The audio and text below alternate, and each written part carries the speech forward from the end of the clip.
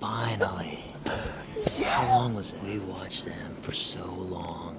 They got so spooky. They come down the hill. They winded us. They went back up the hill. They came back down. They went back up. They came back down. Hell yeah.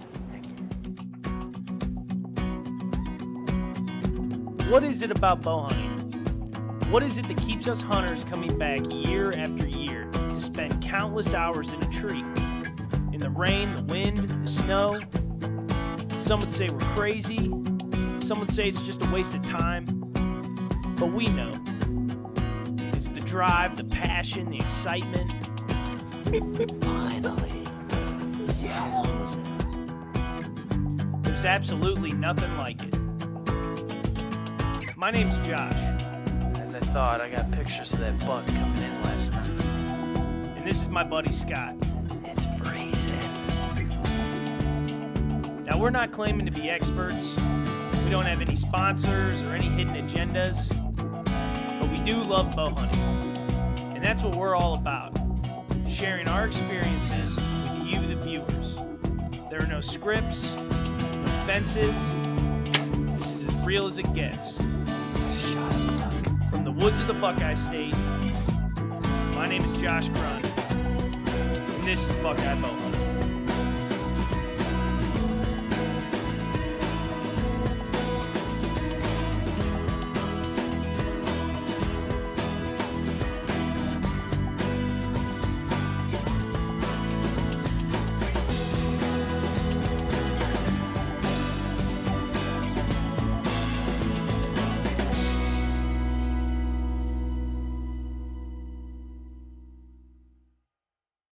Well, guys, we're back. Episode 3's coming at you.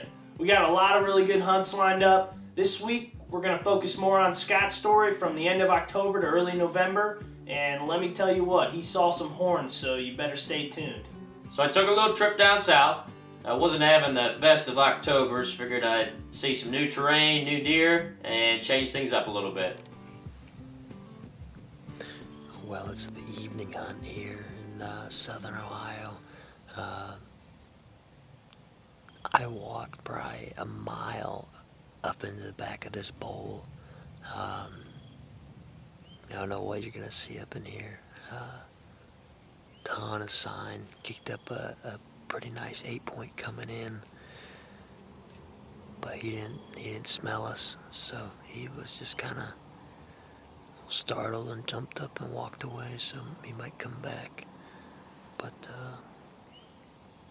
we are far from anything right now.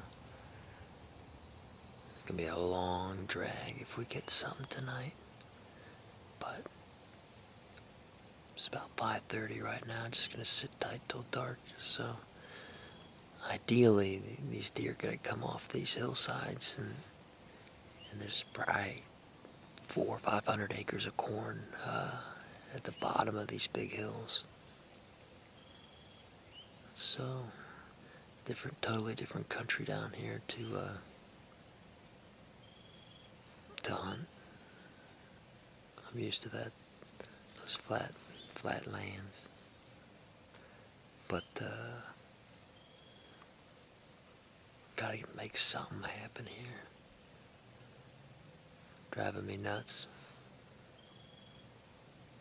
I need to get some blood on my hands, but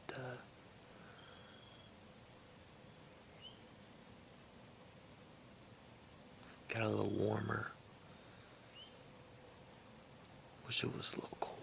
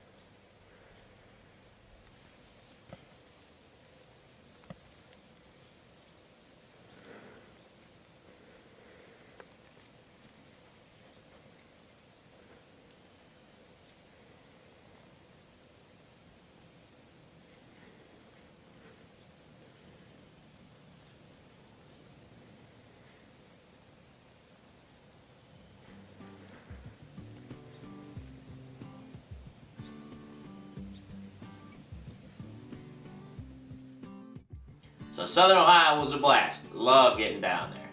But now we're back. First week of November, and we got to put as much time as we can in the stand. Bucks should be cruising. We have had a horrible night on stand so far. Running late during the day, couldn't get out here in time. Finally got set up where we had an encounter with 9 lives about a week ago, and it's close to the property line, and the neighbors were just walking through the woods, had their kids out, running the tractor, dogs. I probably saw 3 different dogs. But, so I ended up getting down and moving. So, that's my night so far. But, it's chilly, it's raining, ton of scrapes. I've got to see something. I've got like the next 6 or 7 days off here, so something is hitting the dirt.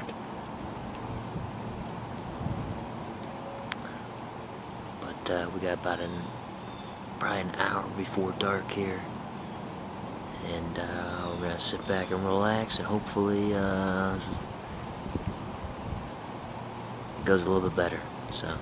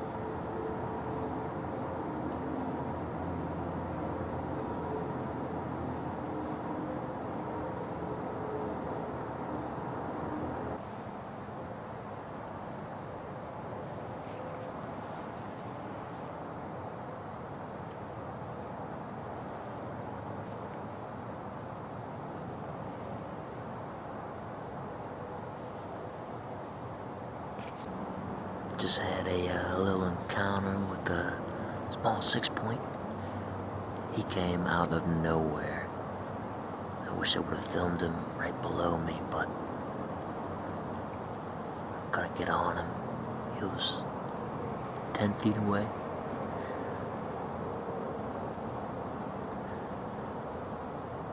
It's a good sign. I saw one finally. So. Wind's coming northwest, so hopefully they're running this side of the property, checking for does.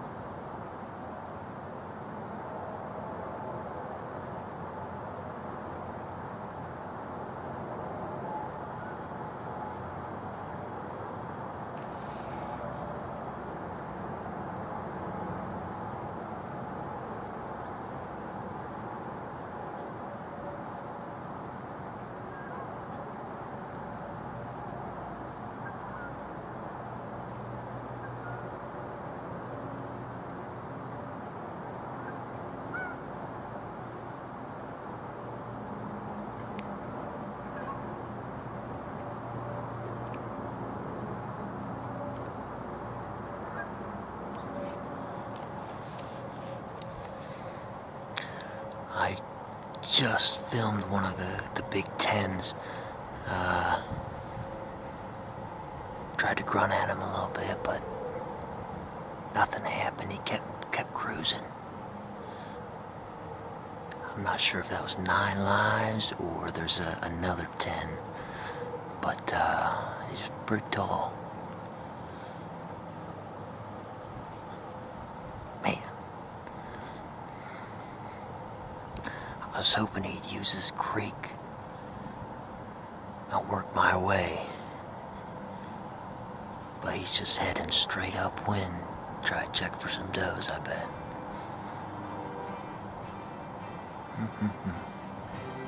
Frustrating.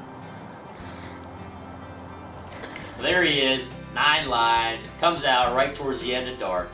Now for those that don't know, I've had 2 years history with this deer, 6 encounters last year alone, and wherever I'm at, he ends up on the opposite side of the field. But I was just happy just to see him and get some footage of him. Can we talk? Alright guys, it's November 5th. I don't know why I just showed you how many 5 is. It's November 5th, and me and Scott just got set up. We're on the Shoes Buck farm. I haven't really hunted it yet this year. Scott killed a buck we called Crab Claw here 2 years ago now, in the Buckbound DVD. It's about 3:30. We just got set up. These bucks have been moving. Seen a couple of real good shooters in the last few weeks.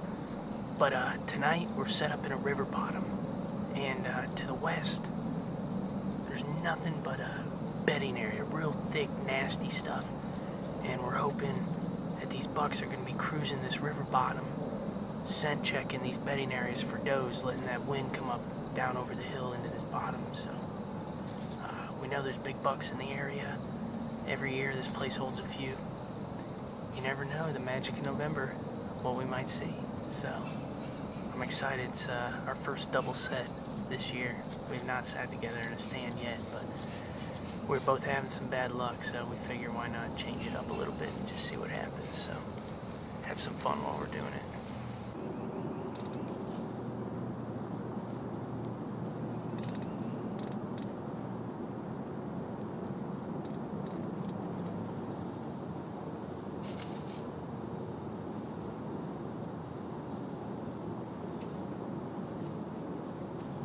Yeah, I'm on it. Which one? The one moving? The one moving? Or the big one standing? You gotta tell me. The one walking?